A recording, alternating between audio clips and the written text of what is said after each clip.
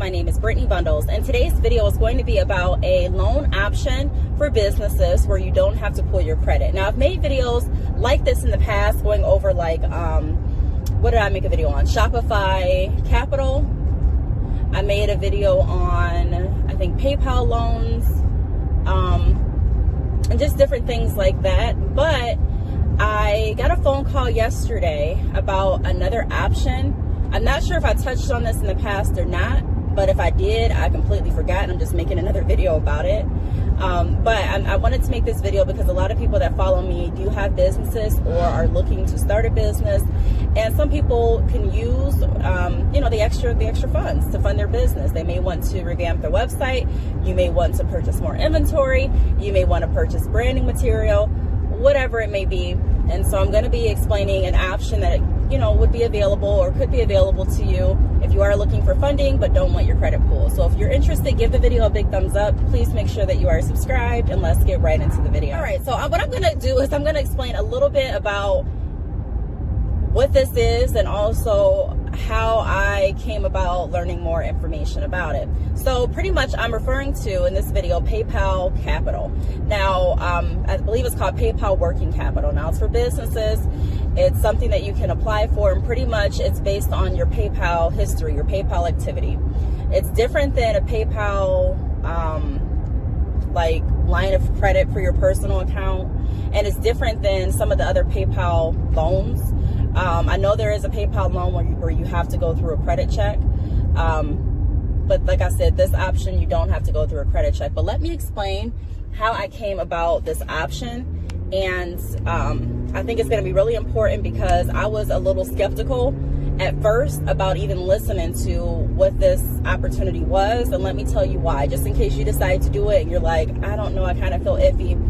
I'm going to kind of walk you through how it goes. So I got a call yesterday around noon. It was like, it was from an Ireland number, and I don't know anyone from Ireland. So when I saw the number on my caller ID, I didn't answer because I just don't know who it is. I don't know if it's a scam or what. So I just ignore it. And then I get a voicemail. So I listen to the voicemail, and it pretty much says that, it's somebody from PayPal, and due to the influx of my orders, they wanted to reach out and offer me PayPal Capital. I think that they do this. I don't know if they do it every year, but, I almost didn't answer the call. A lot of times, numbers like that, I don't answer the call, or I'll kind of pick up, maybe hang up. I don't know. It depends on if they keep calling back to back. So,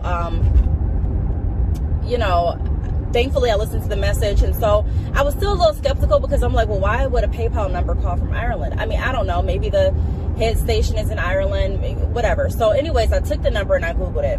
And when I Googled the number, a lot of people, a lot of comments came up, or a lot of different blogs and things came up saying this is a legitimate number. I actually went through PayPal Working Capital. I got funds and everything worked great. I love using this option. And so I'm like, okay. So I actually called the PayPal line. I went to the PayPal website. I called that number and I said, hey, did anyone call me from PayPal Capital or call me about PayPal Working Capital? And while I was waiting for the response, that same Ireland number called back again. So I was like, you know what, I'm just going to answer. So I answered it, and right off the bat, I said, I'm a little nervous to speak with you because I don't know if it's legitimate or not. You know what I mean? Like, I'm not giving any personal information over the phone. I'm not going to verify any information over the phone. People are always trying to get your information. They're always trying to scam. People are people. You know what I mean? And not everyone's like that, but you have to be cautious. And so, especially coming from a banking background and being a loan officer, I'm like, no, I'm not gonna play around with it. So anyway, she was like, well, I'm gonna send you an email from PayPal. At the bottom of the email is gonna have my name. All I want you to do is go to the email, make sure it looks legitimate. And the email did look legitimate, but like we talk about in a lot of videos, just because the email looks legitimate doesn't mean it is. So I was like, okay. I went to PayPal's website. And she's like, all you have to do, I'm going to walk you through it, but if you are interested, this is all you have to do. So I went to PayPal's website just to see if it was real, get more information on it. And I have to say, it's definitely real. It's legitimate. Be cautious though, be cautious, protect yourself, but it's a real option. It's a legitimate option. So pretty much you log into your PayPal account. I believe you can go where it says like offers, or you can just type in the search section, PayPal working capital. The information should pop up, and then pretty much you get to choose, or PayPal will let you confirm your information. So you confirm like your name, your business address, or your home address, whatever address you have in there. You confirm your phone number. You type in your business EIN number, type in your business name. You pretty much go through like this category selection option list where you can choose which industry your business best fits into. And then you also choose what you would use the funds for if you were approved. So I did that, and I wanted to see, how it worked. So pretty much you click approve or you click submit. Doesn't pull your credit or anything like that, but it gives you options. It tells you how much you're approved for. So say it says you're approved for $5,000. It gives you options for the percentage of your sales that PayPal can take to repay back the loan. So again, how that works is, say you're approved for $5,000. Every order that you get, you have to choose if PayPal is going to take 10%, they're going to take 20%, if they're going to take 30%, and so on. Now, I believe the higher percentage you take, I'm not really sure, I have to go back and double check, but I believe the higher percentage you take, the more you may be able to take out. I'm not sure. Don't quote me on that. But you pretty much get an option to choose. And I think it's pretty cool. You don't have to make your decision right then and there. I mean, you can take some time and think about it. But it is cool to kind of see, hey, what you would be eligible for. And if you do need funds, how much you could get, like, right then and right there. She explained that once you go ahead and accept the offer, and once you go ahead and choose what percentage of your sales is going to be taken or is going to be given to PayPal, then the money gets deposited in your account like within the hour in your PayPal account. And from there you can transfer it to your bank account if you have it attached, or you can use your PayPal business card. The money's just there. So I wanted to get that out because I think it's a really cool option. There's a lot of people that reach out and they're like, what should I do? I really don't have any credit, but I need funding, I need money. There's so many options out here now. There's so many resources. You have the buy now, pay later. We've made multiple videos on that. Through my website, I offer that. So if you do want to buy inventory, or if you do want to, purchase a website or drop shipping or whatever you may want to even bundles, like just to wear, you can buy now, pay later. And then also at PayPal, you can definitely take a look at the options that they have available too. Shopify has options available for funding options as far as different loans, but you do want to make sure that you're reading, you're reading everything, depending on what industry you're in. Some options may be better than the other, but so pretty much that's it. What else did I want to say? Oh, now she did also explain, if you choose like 10% of the orders and say 1 month you don't get any orders, there's still a minimum payment that you have to make to satisfy the loan each month. And I forgot what minimum payment it was, but I wanted to put that out there, that there's still something that you have to pay even if you don't get any sales. If you apply and you are not approved, that's okay. Like I said, it goes based off of your PayPal history. So you do want to make sure that if that's something that you're interested in, that you're focusing on getting more traffic to your website and you're making more sales. And we always talk about starting at the fundamentals, so making sure that we're reaching out to our customers, making sure that we're following up on our abandoned cart emails, making sure that we're keeping track of how many visitors have actually gone to our website, and we're trying diligently every day to increase that number. We just have to make sure that we're constantly moving.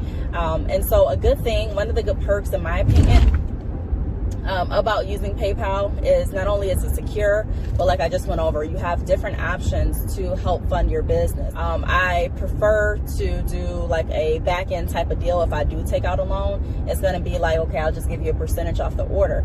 And that's kind of the same way that Sezzle works. Like if you sign up for a buy now, pay later option on your website so your customers can take advantage of it, then, Sezzle shaves a percentage off of your order total, off of your sales. They keep that and you keep the remaining profit. So it's very common for companies to offer loans, especially when they see like an increase in your orders. Now, like I told you in my last video, Black Friday was really good for me. It was better than I expected.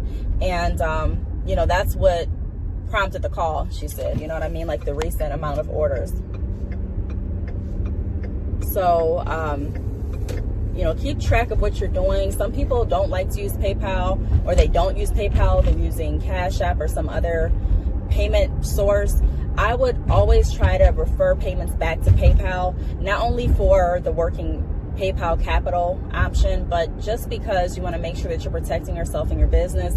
I mean, cash isn't traceable, so, you know, there's no way to really I mean, I don't want to say it's not ever traceable, but it's harder to trace and track and to account for than it would be if you had an order on your PayPal account. And you want to get as many opportunities as you can based on your orders. You know what I mean? Like if you're doing the work to get the orders, you might as well be able to take advantage of the benefits that come along with that.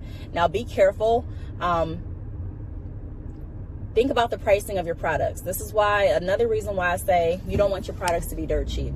So if you're selling products and you're like, you know what, I'm fine with just getting a $1 profit or $2 profit or a $5 profit, it's going to be really hard for you to do any repayment options. You know what I mean? It kind of, it puts you in one spot where you really can't move as freely as you may want to move. You may not be able to do as many discounts, as many sales. So I'm not saying that you have to charge a price that you're extremely uncomfortable with, but I am saying that you do want to make sure that you're keeping in mind all aspects of your business. There may come a time where you need funding for your business. There may come a time where you actually need money to keep your business up and running, or you need money to expand. And there's no shame in that. There's nothing wrong with that. There comes a time where people need different things, especially when you're running a business. And so, keep in mind when you are pricing your products, because I get a lot of questions about, you know, what price should I price my bundles? I don't really want to price it this much. I'm only going to price it this. That's going to leave me a $2 profit. At least it's something. You don't want to think like that. You still have to account for your website and pay for that. You still have to pay for, you know, different branding material or advertising, marketing. Now, if you're pricing your products too low, like I said, you may not be able to do any option where you can afford for any company to take anything off of the back end of your sales, because, you know what I mean? Like, it's not going to leave you with anything. So keep that in mind. Keep that in mind. It's not about being the cheapest. And I believe the longer that, you know, people stay in business and the longer that you continue to work with your customers, the more you'll see what I'm saying is true. You know what I mean? Like, it's not always about the price or about being the cheapest. We really have to find a way to advertise our company, and by really, you know, by explaining the value and explaining what makes us different from, you know, other companies out there, whether it's our customer service, whether it's, you know, a reward or loyalty program that you have, whether it's the quality of your bundles, you know, whatever the case may be, we have to figure out what is going to differentiate us from other companies. So I just wanted to put that out there. I wanted to touch on a few things, but I really wanted to show you all, or explain to you all, what PayPal Working Capital is, and you know, how I came about learning more about it, just in case you do get that call from Ireland and you're like, what the heck is this? I know it's just a real thing. Yes, PayPal Working Capital is real. And, you know, I think it can be beneficial to a lot of businesses. I would just be cautious of the percentage that you're, you know, allowing PayPal to take from your orders, and make sure that it's something that you can afford. Just look at everything. So I really hope this video helped. If you have any questions, feel free to leave them down below. Thanks so much for watching, and I will see you all in my next video. Bye.